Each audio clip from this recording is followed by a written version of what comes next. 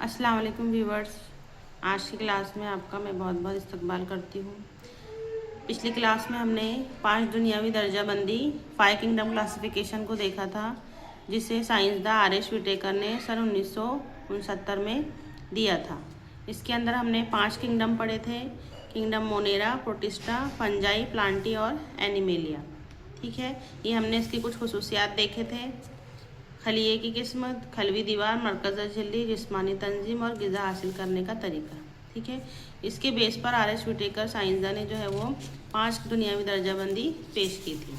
उसके बाद हमने किंगडम मोनेरा के कुछ कैरेक्टर्स देखे थे, जिसमें जो है वो बैक्टीरिया आ रहे थे, और बैक्टीरिया की शक्ल भी हमने देखे थे कि अगर वो रोड शेप्ड है तो बेसिलाई, अगर वो स्पायरिला शेप्ड है तो उसे स्पायरिलम कहेंगे, अगर वो कॉमा शेप्ड है बैक्टीरिया तो उसे हम विब्रियो कहेंगे। ठीक है, इसके बाद हमने बैक्टीरिया के कुछ कैरेक्टर्स देखे थे, जैसे बैक्टीरिया जो है वो ऑटोट्रॉफिक भी होते हैं, कीमोसिंथेटिक भी होते हैं, और कुछ हेटरोट्रॉफिक या पैरासिटिक कंडीशन में भी रहते हैं। ठीक है, इसके बाद हमने बैक्टीरिया की दर्जाबंदी पढ़े थे, जिसके अंदर हमने 2 किस्म के बैक्टीरिया देखे थे: आर्की बैक्टीरिया और यू बैक्टीरिया। आर्की बैक्टीरिया कैसे होते हैं? तो ये हेलोफाइल्स होते हैं, थर्मोएसिडोफाइल्स होते हैं और मिथेनोजेंस होते हैं। हेलोफाइल्स यानी कि नमकीन जगह पर रहने वाले, थर्मोएसिडोफाइल्स यानी ज़्यादा तपिश की जगहों पर रहने वाले, और मेथेनोजेंस जो मीथेन गैस का प्रोडक्शन करते हैं। ठीक है, और ज़्यादातर रूमिनेंट जानवरों की ग़िज़ाई नली में पाए जाते हैं। ठीक है, इसके बाद हम यू बैक्टीरिया देखने वाले थे, जो 2 किस्म के होते हैं: ऑटोट्रॉफ, उसमें फोटोसिंथेटिक बैक्टीरिया आते हैं, और कीमोसिंथेटिक बैक्टीरिया आते हैं। इसके बाद हेटरोट्रॉफ यानी ऐसे बैक्टीरिया जो अपनी ग़िज़ा खुद नहीं बनाते, ये पैरासाइट की तरह बॉडी में रहते हैं, या फिर सड़े गले मादों से अपनी ग़िज़ा हासिल करने वाले होते हैं, जिन्हें हम सेफ्रोफाइट्स कहते हैं। इसके बाद हमने आर्की बैक्टीरिया के कुछ इंपॉर्टेंट पॉइंट देखे थे कि जो सबसे पहले बैक्टीरिया पैदा हुए, ये कौन से बैक्टीरिया थे? तो आर्की बैक्टीरिया थे। ठीक है, और ये कितने तरह के थे? तो 3 तरह के थे, ये हेलोफाइल, थर्मोएसिडोफाइल और मिथेनोजेंस। ठीक है, अब इसके बाद हम यू बैक्टीरिया देखेंगे। यू बैक्टीरिया के कुछ हम इम्पोर्टेंट पॉइंट देखेंगे इसमें। यू बैक्टीरिया क्या होते हैं? तो यू बैक्टीरिया यानी हकीकी बैक्टीरिया। अब हम इन्हें हकीकी बैक्टीरिया क्यों कह रहे हैं? क्योंकि इनके अंदर अपना खुद का मरकज़ा होता है। ठीक है, तो हम इसके कुछ इम्पोर्टेंट पॉइंट देखेंगे। तो यू बैक्टीरिया हमने 2 किस्म के देखे थे: फोटोट्रॉफ और हेटरोट्रॉफ। ठीक, यू बैक्टीरिया, इन्हें हकीकी बैक्टीरिया भी हम कहते हैं, जो एक सख्त खलवी दीवार से घिरे होते हैं, और अगर मुतहर्रिक या मोटाइल होते हैं, यानी अगर वो हरकत करने वाले होते हैं, तो उन पर फ्लैजिला भी मौजूद होता है। ठीक है, अगर कोई बैक्टीरिया पर फ्लैजिला मौजूद है तो इसका मतलब क्या है कि वो बैक्टीरिया कैसा है? आबी है, आबी बैक्टीरिया है, यानी वो नम जगहों पर या पानी में पाए जाएंगे।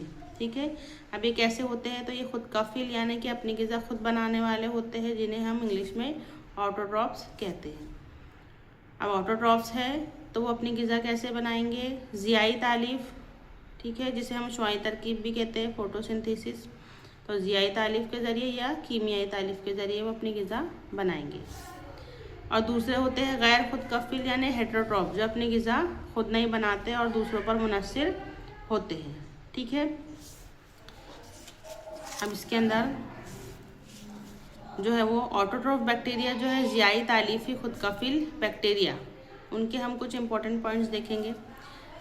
देखिए फ्रेंड्स, ये जो हम इम्पोर्टेंट जो पॉइंट्स जो पढ़ रहे हैं, ठीक है, सभी टॉपिक्स के, तो ये नीट के हवाले से बेहद इम्पोर्टेंट है। और आप लोगों का कहना था कमेंट्स में कि बाजी आप NCERT का पढ़ाइए, तो ये जो मैंने नोट्स बनाई हूँ, जो तैयार की हूँ, ये नोट्स पूरे NCERT के ही हैं। ठीक है, NCERT के ही पॉइंट टू पॉइंट नोट्स जो है वो मैंने बनाई हूँ, थोड़ा शॉर्ट करके, जैसा कि नीट में एग्जामिनेशन में पूछा जाता है ऑब्जेक्टिव, तो उसी के हवाले से मैंने ये शॉर्ट नोट्स बनाकर तैयार की हूँ। इन नोट्स को आप जो है वो अपनी कॉपी में लिख सकते हैं, या फिर इसका स्क्रीनशॉट लेकर भी इसे आप याद कर सकते हैं। और अगर आपको मेरी ये वीडियो अच्छी लग रही होंगी तो इस वीडियो को प्लीज़ एक लाइक कर दीजिए, और इसे शेयर भी कीजिए ज़रूरतमंद स्टूडेंट के साथ। और मेरे चैनल को सब्सक्राइब कर लीजिएगा। अगर आप मेरे चैनल पर पहली बार आए हैं तो इसे ज़रूर से सब्सक्राइब कर लीजिए। और आगे आने वाली वीडियो आपको समय पर मिल सके, इसलिए आप बेल आइकन को भी ज़रूर से दबाइएगा। ठीक है, अब हम देखते हैं फोटोसिंथेटिक ऑटोट्रॉफ्स बैक्टीरिया, यानी कि वो बैक्टीरिया जो अपनी ग़िज़ा खुद बनाते हैं, किसके ज़रिए? फोटोसिंथेसिस या ज़ियाई तालीफ के ज़रिए।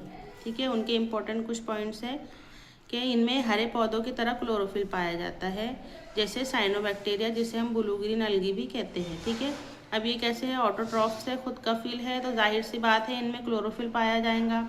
ठीक, आपने अमूमन देखे होंगे कि साफ़ पानी पर या रुके हुए पानी पर जो है वो अलगी हमको दिखाई देती है, यानी काई दिखाई देती है हरे रंग की।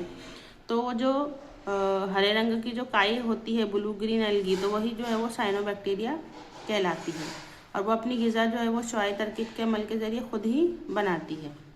ठीक, इसके बाद आता है अगला पॉइंट, साइनोबैक्टीरिया या खलवी होते हैं, यानी सिंगल सेल भी हो सकते हैं, कॉलोनियल या धागेदार बनावट के भी ये हो सकते हैं। ये पाए कहाँ जाते हैं? तो ताज़ा पानी, समंदरी या ज़मीनी एल्गी, हमने दलदली जगहों पर भी हरियाली देखते हैं हम। ठीक है, एल्गी लगी हुई देखते हैं, तो वहाँ पर भी ये पाई जाती है।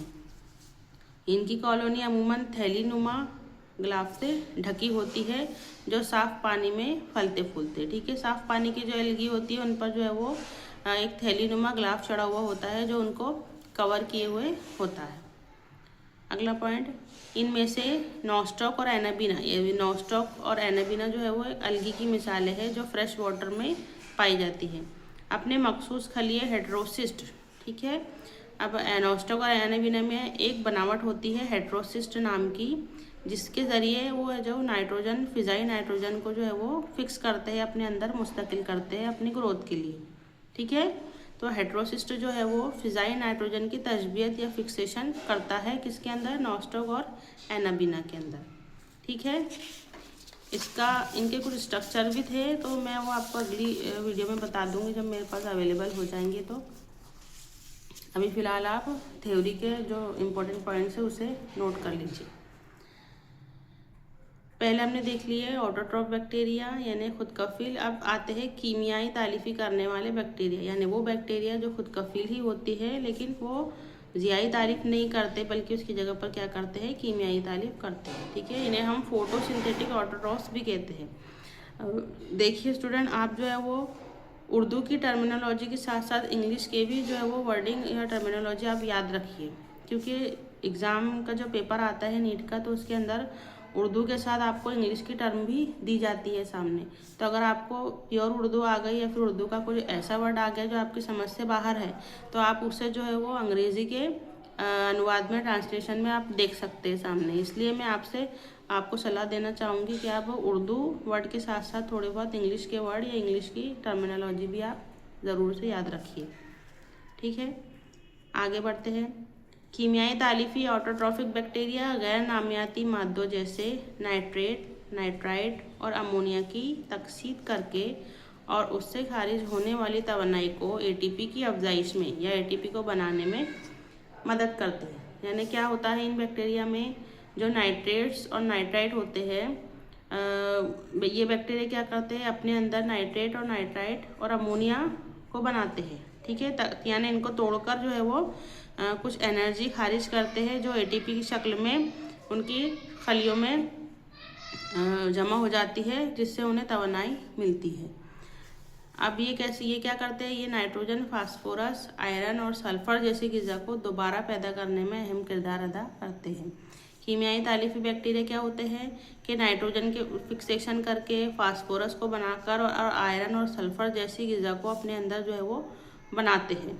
ये माइक्रोमोलिक्यूल कहलाते हैं और इन्हें जो है वो अपने अंदर खलियों में बना लेते हैं। ये यखलवी होते हैं। ठीक है, और कीमियाई तालीफ ये करते हैं। दो हो गए हमारे। ठीक है, ऑटोट्रॉफिक बैक्टीरिया में हमने दो तरह के बैक्टीरिया देखे, एक थे खुद कफिल ज़ियाई तालीफ करने वाले और दूसरे कीमियाई तालीफ करने वाले। ठीक है, अब आ जाते हैं हम हेटेरोट्रॉफिक बैक्टीरिया की तरफ, यानी वो बैक्टीरिया जो अपनी ग़िज़ा खुद नहीं बना सकते। ठीक है, तो हेटेरोट्रॉफिक बैक्टीरिया कुदरत में कसरत से पाए जाते हैं, यानी बहुत ज़्यादा हमको देखने को मिलते हैं। ये ज़्यादातर डिकम्पोजर्स होते हैं। इन्हें हम उर्दू में हशरतुल अर्ज़ कहते हैं। डिकम्पोजर्स क्या होते हैं?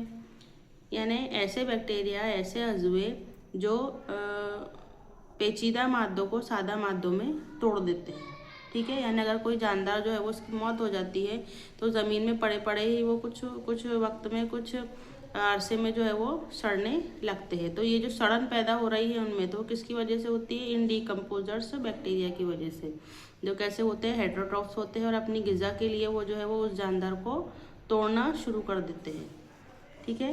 ये सनती तौर पर ज़्यादा इस्तेमाल होते हैं, जैसे दूध से दही बनाना, ठीक है। दूध से दही जो बनता है लैक्टोबैसिलस बैक्टीरिया के ज़रिए बनता है, और ये भी जो है वो कैसे है? हेटरोट्रॉफिक बैक्टीरिया होते हैं। ज़िद हयात यानी एंटीबायोटिक्स बनाना, तो कुछ एंटीबायोटिक्स दवाइयाँ बनाने में भी हेटरोट्रॉफिक बैक्टीरिया का इस्तेमाल किया जाता है। अब दाल वाले पौधों की जड़ में नाइट्रोजन की तशबीहत या फिक्सेशन में मददगार होते हैं। जो दाल वाले पौधे होते हैं, जैसे 2 दाल वाले, मटर के, और जितनी भी दालें हम खाते हैं, ठीक है, हमारे इस्तेमाल में लेते हैं, तो उनके जो पौधे होते हैं उनकी जड़ों में जो है वो बारीक बारीक जो है वो गांठें होती है, बहुत ही खुर्दबीनी गांठें होती है, और उनके अंदर जो है वो बैक्टीरिया पाए जाते हैं हेटरोट्रॉफिक, जो जिनका नाम है एज़ोटोबैक्टर, ठीक है। एज़ोटोबैक्टर और राइजोबियम बैक्टीरिया पाए जाते हैं, जो क्या करते हैं? उनकी जड़ों में नाइट्रोजन को फिक्स करते हैं उनकी ग़िज़ा के लिए, ठीक है। कुछ बैक्टीरिया इंसान, फसलों और फार्म के और पालतू जानवरों में बीमारियां पैदा करते हैं, ठीक है। कुछ बैक्टीरिया कैसे होते हैं? हमारे लिए नुकसानदा होते हैं, पैरासिटिक होते हैं, ठीक है, जो हमारी बॉडी में रहते हैं पैरासाइट की तरह और हमें ही नुकसान पहुंचाते हैं।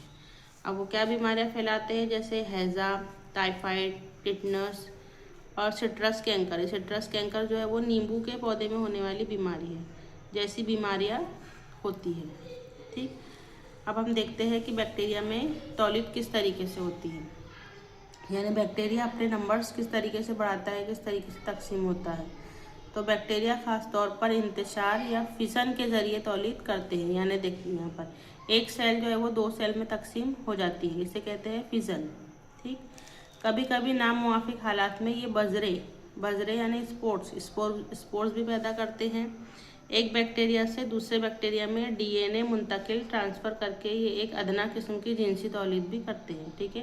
ये सिंगल सेल है, ठीक है, लेकिन ये जो है वो जिनसी तौलीद भी कर सकते हैं। किसके ज़रिए? अपना जो डीएनए है उसको डीएनए ट्यूब के ज़रिए दूसरे जो है वो बैक्टीरिया में ट्रांसफ़र करके, ठीक। यहाँ हम देख रहे हैं कि ये बैक्टीरिया का स्ट्रक्चर है, ये सिंगल सेल था पहले, अब इसी में जो है वो बीच में से फिजन हो गया। देखो ये इतना बड़ा सिंगल सेल था और इसमें से ये जो है वो बीच में से इसमें फिजन हो गया, तो इन दोनों के डीएनए अलग हो गए। ये इनकी खलबी झिल्ली हो गई, ये खलबी दीवार है, और अंदर जो ये माय भरा है ये खलबी माय कहलाता है, ठीक है। ये स्ट्रक्चर है तकसीम होते हुए बैक्टीरियम का, ठीक।